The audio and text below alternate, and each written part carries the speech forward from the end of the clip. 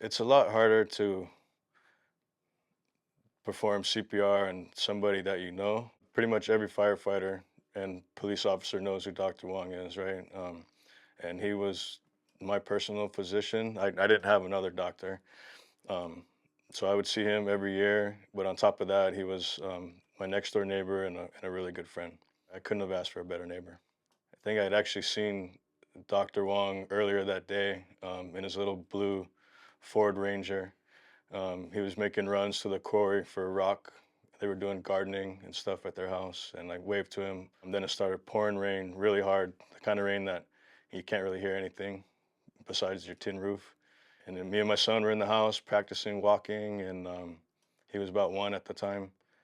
And we were going down for a nap on the couch, and the rain went away. I heard something in the distance that I couldn't really identify. I didn't know what the noise was, and then it went away. And I laid down on the couch, and then something told me to get up and check it out. When I walked outside, that's when I saw that Dr. Wong was on the ground, and the daughters had started CPR. The two daughters were the first on scene.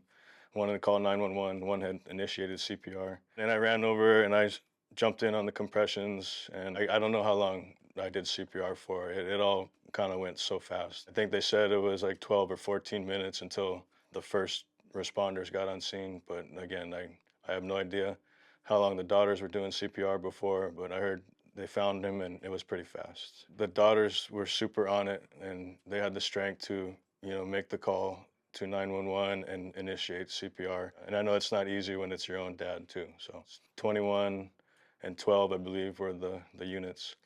Then again, everybody at the Kona Hospital, the Hilo Hospital, and the flight crew that took him over there, it took a lot. So much respect to them for getting it going. Unfortunately, he was stable, but 5 months later, he passed away at home with his family. It's always a little bit more difficult when it's somebody that you know.